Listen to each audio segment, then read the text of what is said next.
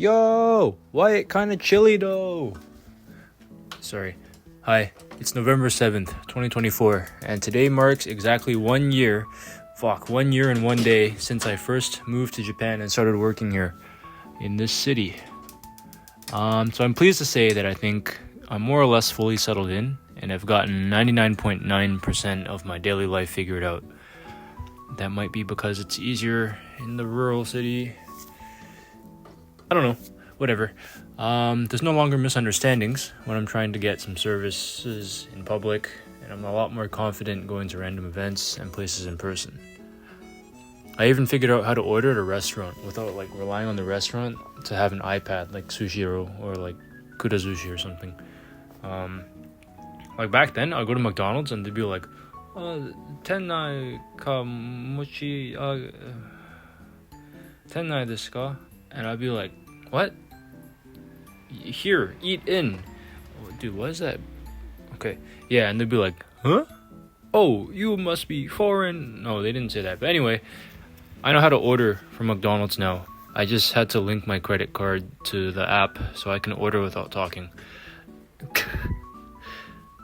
Anyway, yeah, so at this point, I think it's been a pretty good year. I've had lots of good experiences and I learned a lot of stuff, and that makes me the leading authority of all things Japan and jet and daily life in Japan. Okay, so in less than a month, on December 1st, I will be taking the JLPT test to test my proficiency level. What else? Oh, also this month, I think the application cycle for the 2025 JET program should be coming to a close. Wait, is it exactly 1 week? 7, 8, 9. Yeah, I think it's 14th. Source, trust me, bro. I don't know. I think it might be different. The deadline for the Canadian one, for the Toronto one. Yeah.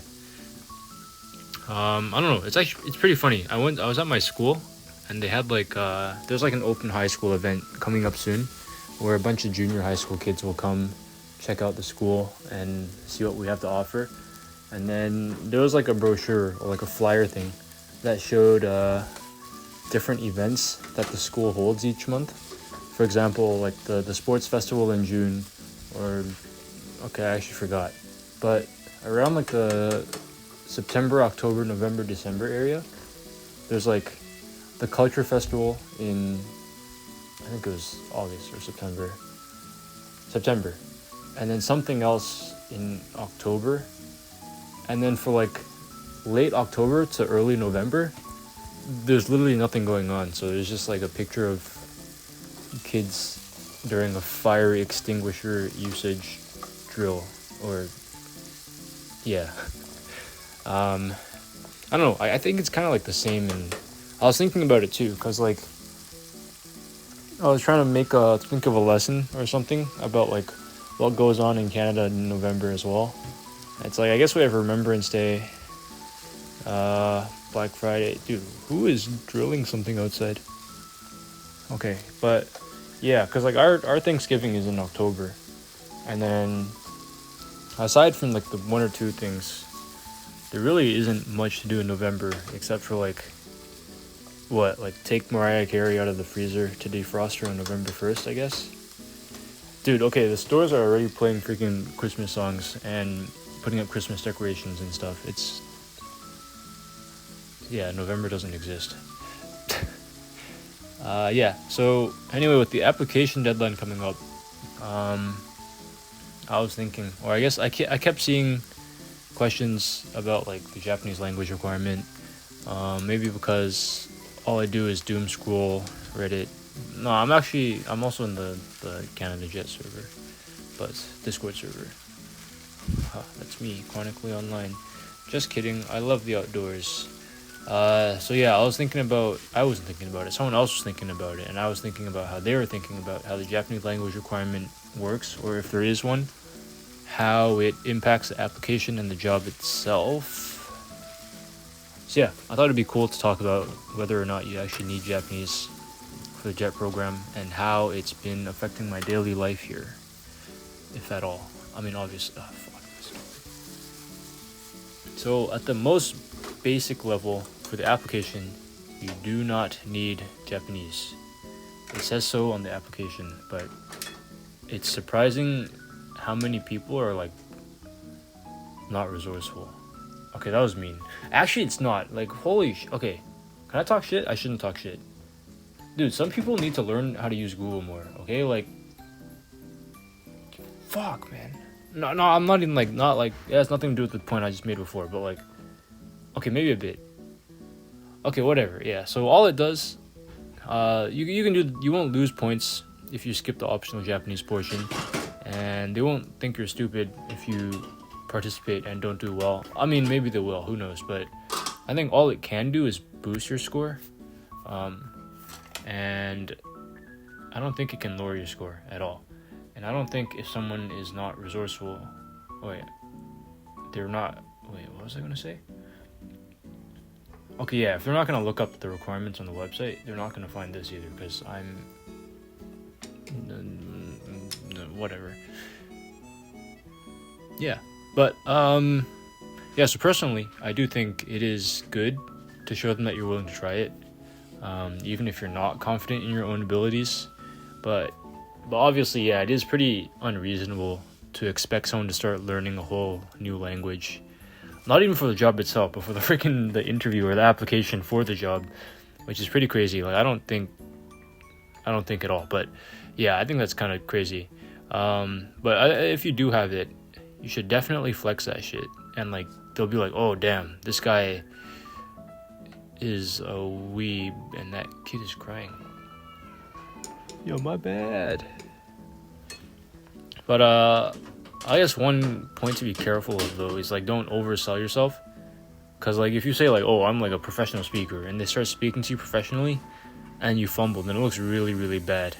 But I mean, obviously, if you're just nervous, then slip-ups are gonna happen. But I think they can probably tell if you're nervous or if you just don't know your shit. Yeah.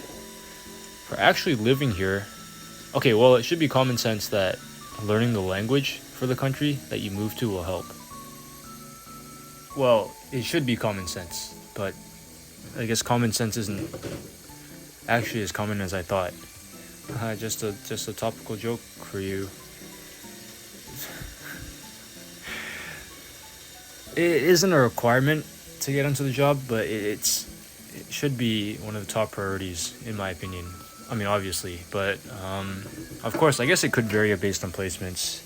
Like, I'm here in the rural city countryside, where outside of everything, it's just grandmas and grandpas, and then students, and then like, it's just all Japanese here. So obviously, I would probably need it a lot more than somebody who lived in, say, Kobe or Osaka or something like that, where there's a lot more foreigner-friendly services, spaces, a lot more foreigners in general, I guess, compared to here. And also, I guess, based on your placement, you either have a lot of free time to actually put towards studying, or you get asked to T1 a freaking gym class. Yeah, okay, there's like someone in the Discord who has to freaking T1 a gym class, and then like teach them. Like, why? Well, it could be cool, I guess, but I guess, what? I don't know, but yeah, I think just being in the country itself is obviously one of the greatest opportunities for you to improve your Japanese. Or this goes without saying for like all countries. Like, even no matter what level you're at, I came here with like 4 years of university study, and then a bit of self-study as well. So I'm by no means like, well, if I do say so myself, I don't think I'm like that. I'm obviously not perfect, but I would say intermediate, I guess. But even then, like, the exposure to everyone around here is like, makes it a lot more natural, I guess, or like boosts you super high. Like when I came here, like the first week in the staff room, everybody was like speaking super fast, and I was like, oh shit, I gotta account for the dialect as well. And then I was picking up like new vocabulary here and there, like subconsciously. And then I was even like, oh man, I gotta like learn humble Japanese to speak to these guys. And the principal was like, oh no, you actually don't have to. I'm actually not shit at English. Um, but yeah, like it's just so much faster. Or I guess this would be their normal pace. But just being in the element really helps boost you, no matter what level you come at. Like back in Toronto, even though I was like hardcore studying it for university, there weren't many opportunities to like practice speaking with another human being unless I wanted to go out and look for it myself. But like U of T students don't do that. Like you don't go out and actively want to talk to people. Yeah. As for the job itself, I know that our basic expectation here is to only speak English, and then with this, like, only speak English with the students. I think either during class time or entirely. I think my supervisor says like we should try to speak to them entirely in English at all times, because it would be a bit unfair to like take away from their opportunity to speak to a native English speaker, which I sort of agree with. I guess I do think that knowing Japanese, or at least like being willing to study it or knowing a bit of it, makes the students and the coworkers too, they just feel more comfortable approaching you and like talking to you about stuff, because then they're not worried that every 30 seconds there'll be like a weird pause where both of you have no idea what the fuck you just said. But yeah, anyway, I think it does really help build relationships with the coworkers and the students as well. It shows effort on your part, and they'll be like, oh damn, this guy's nice, this guy's so cool of him, this is so Japan culture moment that he's trying so hard to learn our language, we should include him in more stuff and talk to them more and whatever. But yeah, it is a unique experience speaking English, I mean, to a native speaker, that they only you can provide at that moment in time. But I think you could probably work out a balance, especially since like I think it's really valuable to be able to make them feel comfortable enough to talk to you. Like you can start with that and then start like transitioning into full English if you want, I guess.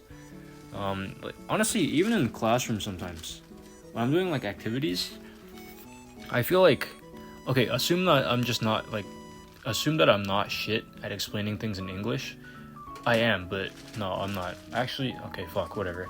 But if you're explaining it in simple English multiple times and then they're still having trouble understanding, I don't see a huge problem with just like either you or asking the JTE to do it. Just like tell them the instructions in Japanese so they understand 100%. Then you can move on to the activity that actually boosts their level way faster, and they can focus on doing that instead of just like blankly staring at you and being like, what do you mean make two groups? What the hell is a group? They don't actually say that. But yeah, and then plus I think outside of work, especially for me in this rural area where there's like only 3 places total to go, meaning that you run into students all the time, instead of just having them side-eye me and like whisper my name, okay, people here are shit at whispering. They're so loud when they whisper. No offense, actually, okay. But yeah, they're a lot more willing to like actually approach me and make small talk rather than just whisper and try to take like sneaky pictures or like videos. Dude, okay, I can't believe I know how like why did I just say smartphones here, I think by law they're required to have like the shutter sound to like protect from perverts or whatever. But then I don't have it because I got my phone from Canada. So I like showed my students once and they're like, oh, what the hell, you pervert. No, they're actually like, that's pretty cool. I'm not a pervert. But anyway, yeah, maybe you don't care. You don't really care for like if they want to talk to you in public or not. I know my supervisor doesn't really care for like interacting with students outside of school because it's like weird. But for me, I'm 23 and I think I'm closer in age to the students than I am to the teachers, which is kind of weird. Not that I'm like actively like going out and like hunting for them or whatever. That's weird. Like I'm just going out and doing stuff, but obviously there's only like so many places you can go. And it is like pretty cool to have them like come to me and then talk to me like I'm just like an older sibling or something, even though like I know obviously like I should keep the boundaries in place and everything, and I do, but I think it's pretty cool to have them come talk to me on their own accord. In terms of resources and availability, this might be like the single easiest time for anyone to learn the language at the most efficient or fastest pace, I guess. As I said before, the exposure boosts you super fast, but there's also a bunch of resources tied to the program itself to help boost your level. The contracting organization, Clear, I think, has this whole like basic to advanced to professional Japanese course. I don't know if the third level actually exists. I just made it up because I never checked it out or used it. They also have a textbook, I think. I downloaded the PDF and then... Okay, I was kind of stupid. I downloaded it to my home PC in Canada, and then I left without the PC because I wasn't going to bring it anyway. So I have the textbook, I just haven't used it. I could download it again, but I forgot the website. Additionally, they also offer grants for anyone taking the JLPT from levels N3 to N1. I'm not sure how much or if it's the same per level, but I think it usually covers like the sign-up costs. Wait, I have the receipt. Let me just check.